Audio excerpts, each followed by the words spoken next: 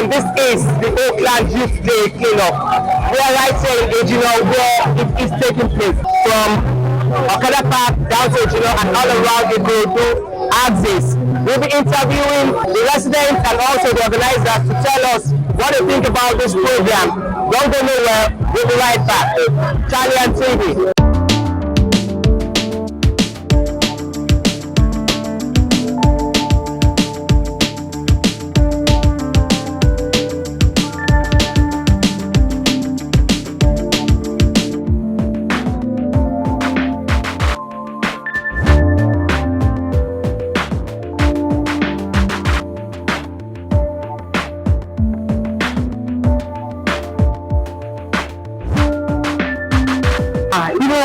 Gan ni o torí ọ̀tàgbà ló fún tẹ́lẹ̀ gan àmọ̀rẹ́ tí kájú wá gbé pẹ̀lú owó àríwọ̀ lákòókò lọ́sẹ̀ ibi kádàánù fún yìí ní gbogbo wa lóde tá a ṣe tún jáde pípọ̀ táwọn ti ga àti ìríran látọjọ́ yìí Ọlọ́run máa pèsè fáwọn tó gbégbèsè yìí o gbogbo ìbùkún tó wọ́n tọrọ lọ́dọ̀ náà Ọlọ́run á pèsè fún wọn ní parẹ́ máyé lára inú wọn á dùn wọn lálẹ́ wọn ní lálẹ́ ẹ̀lẹ́ inú wa dùn gan lọ́pọ̀lọpọ̀ inú wa dùn gidigidi torí owó la máa fi ń dànù àdẹ̀ráwọn ilé ìtàn gbowó lọ́wọ́ wa tán gbé fún wa lọ́fẹ̀ẹ́ so inú wa dùn Ọlọ́run á máa ràn wọ́n lọ́wọ́ wọ́n túbọ̀ máa tẹ̀síwájú nínú ẹ̀. Kó jáde kó síta wọn máa bá yín kó nǹkan tí àwọn Auckland Youth ń ṣe nìyẹn inú àwọn kan dẹ̀ nítorí nǹkan tó wọ́n yọ àwọn òyò tó kọ́ ọ̀rọ̀ para wọ́n yọ ọmọ máa jalè wọ́n yọ láwọn tó kọ́ da ìlú ṣùgbọ́n ilé ìsọ́nà láwọn tó ń ṣe títú ìlú ẹjọ́ ẹ bá wá fún wọn ní sọ́pọ́ọ̀tì wọn.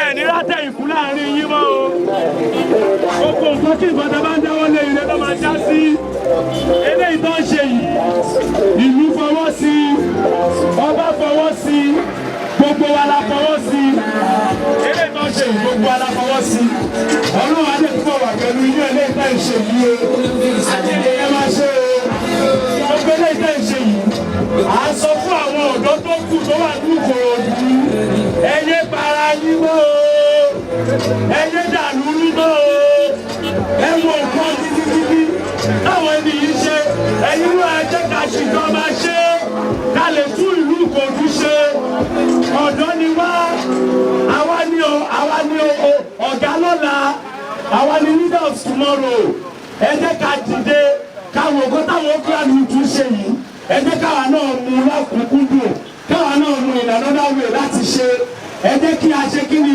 kí àwa náà contribute sí kóta ìtún ìlú Ìkòròdú ṣe àwọn àgbàlagbà ní ẹni tó bá túnlẹ̀ ṣe nílẹ̀ máa gbé ilẹ̀ á gbé gbogbo wa o.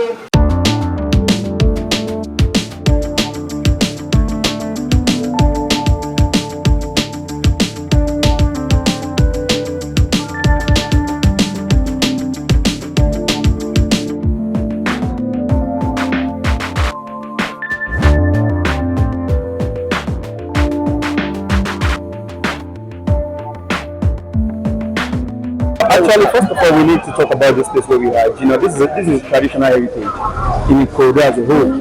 But so far so good, we thank God. The turnout is very good, and we are glad everything is going on. Health is well. To our members, nothing I can say to thank God. We should just keep up the good work we are doing, the good work and the support as well. And to the community as well, we should always remember, health is well. We should clean up our environment. Thank God we'll be able to advise the Yaloja of Gino as well. We'll be able to talk to her.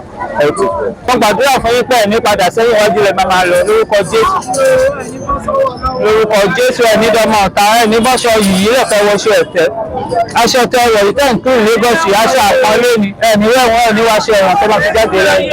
Bẹ́ẹ̀ ṣe ń ṣe yẹ̀ ní láìpẹ́ ẹ̀ Ọlọ́run á kún yín lọ́wọ́ ṣiṣẹ́ ìdààmú ò ní wọnú láàyè Ìkorò ní wọnú láàyè ní rẹ́wọ̀n he ọ̀rọ̀ tẹ́ ẹ̀ mọ́wọ́ tẹ́ ẹ̀ mẹsẹ̀ wọ́n ní láti mọ ní lágbára lágbára ẹ̀ ní kókó ìdíjà sí káàbọ̀ ní báyìí ní wájú ní fẹ́ ìjọba burúkú àwọn ìyá yóò ní fojú sunkún ní àtòrí kọ̀ọ̀kan gbogbo wa ẹ máa lọ rí ẹ máa bọ̀ rí èyí tó ti ṣe ọwọ́ iṣẹ́ aláàbò ó tó oṣù ọ̀tẹ̀ yìí tó ń pàǹdù. Chief Mrs. Afọlákẹ́ Adébímpé Yálóde. Nítorí gbogbo ọmọ wa tó ń ṣe fún mi mo dúpẹ́ lọ́wọ́ wọn torí pé wọn fẹ́ kí ìdọ̀tí wà nù kí ìlú bàjẹ́ òun gbogbo ìwọ̀n tó ń ṣe onílùú sí nǹkan kan ṣe torí pé ẹgbẹ́ wọn bá ń sọ pé ẹgbẹ́ tó da ẹgbẹ́ wọn náà ó tún jẹ́ ẹgbẹ́ tí yóò fi ọkàn balẹ̀ tí wọn kì í ṣe ẹgbẹ́ jagajaga mo fi ara tiwọn náà mo fi ń bá gbogbo àwọn ẹgbẹ́ tó kù náà mo tún fi ń bá wọn wípé irú nǹkan báyìí tọ́mọ náà tọ́ bá lè máa ṣe kó fi ìjà sílẹ̀ kó má máa sí jà kó má máa sásọ̀ wọ́n máa ṣe ẹgbẹ́ ìrọ̀rùn tí ẹgbẹ́ tó máa rí wọn máa sọ pé àwọn ọmọ tó da àwọn ọmọ olórí àwọn ọmọ alálùbáríkà òun lọ́lọ́run bẹ́ẹ̀ máa ṣe gbogbo wọn ẹgbẹ́ oníjà kó fìjà sílẹ̀ kọ́wọn náà kó fọ́lọ̀ orí nǹkan tí àwọn àlérà bí wọ́n ṣe yìí torí nǹkan tó ń ṣe yìí ó jẹ́ nǹkan tó yíyàn lórí mo gbé ní láti ẹ̀ náà wọ́n ṣe báyìí á jẹ́ pé wọ́n ti mú lókùnkúndùn pé ní ọdọọdún ọ̀rọ̀ máa ṣe nǹkan tó dáa mo dẹ̀ tí wọ́n gbà wọ́n lámọ̀ràn pé tó máa rí nǹkan tó bá máa dàbí ìjà olórí wà ń lù tó máa lọ bá ọba tó lọ bá àwọn tó jẹ́ olórí pé nǹkan máa bá ìlágbẹ́já báyìí ṣe wọ́n pe ọmọ nínú sákèsì wọn bá wọn rí kò ní síjà kò ní sásọ̀ lágbára Ọlọ́run pẹ̀lú wọn ní dídàmú nǹkan tó máa dájà wọn sílẹ̀ tó máa sọ pé àwọn ọmọ yẹn tún ti bẹ̀rẹ̀ Ọlọ́run ní jẹ́ kó wọ àárín wọn lágbára Ọlọ́run ní ipò òbí tó ń dẹ̀ ń túnṣe yìí náà kò bí òní bàjẹ́.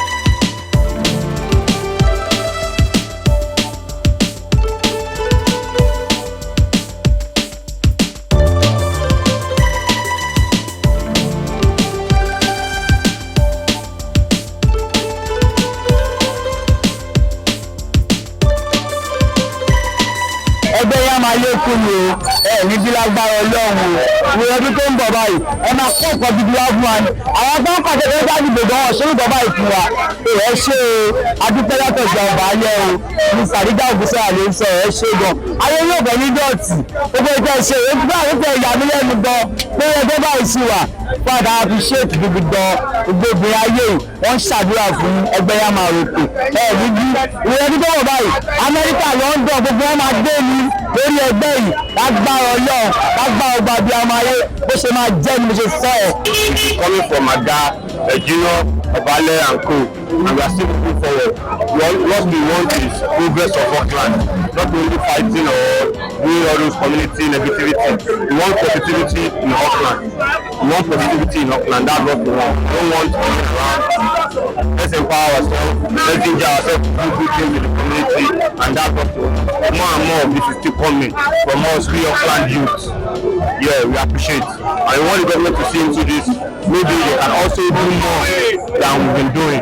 Mo fẹ́ sọ fún yín, chairman yín, àtẹ̀yin mẹ́mbà, gbogbo ọ̀rọ̀ tí mo sọ lẹ́ẹ̀kan, mo ní kí ọmọ kékeré kan wá bá mi, ó dẹ̀ wá bá mi, ó sọ fún mi. Ó ní pé kí n jọ torí Ọlọ́run fẹ́ rí mi. Mo ní kí ló fẹ́ rí mi fún? Ó ní kí n bá òun sọ fún Auckland. Ó ní bá òun sọ fún Auckland, àwọn Auckland youth. Ó ní pé òun rí bẹ́ẹ̀ ń ṣe, òun dẹ̀ ti gbọ́ pa yín. Ó ní kí n bá òun sọ fún yín, ó lóun fẹ́ lọ sí school. Ó lóun fẹ́ lọ school. Mo wá béèrè lọ́wọ́ ẹ̀, mo ní ṣóhùn ẹ lọ, ó ní ẹ, mo ní bàbá ẹ ń kọ́, ó ní wà ní òun lè mú mi lọ bẹ̀. Ó ní màmá òun kọ́, òun lè mú mi lọ bẹ̀. Mo dẹ̀ béèrè lọ́wọ́ ẹ̀, school mo lè fẹ́ lọ, ó ní grammar school. So ìtorí ẹ̀, mo dẹ̀ mọ̀ pé àwọn nǹkan tẹ máa ń ṣe leléyìí. So mo fẹ́ kẹ́ count ẹ̀ mọ́ educational initiative scheme tẹ́ ẹ̀ ń ṣe. Ẹ lọ register ọmọ yìí sí grammar school. Ẹ máa sanwó school ẹ̀.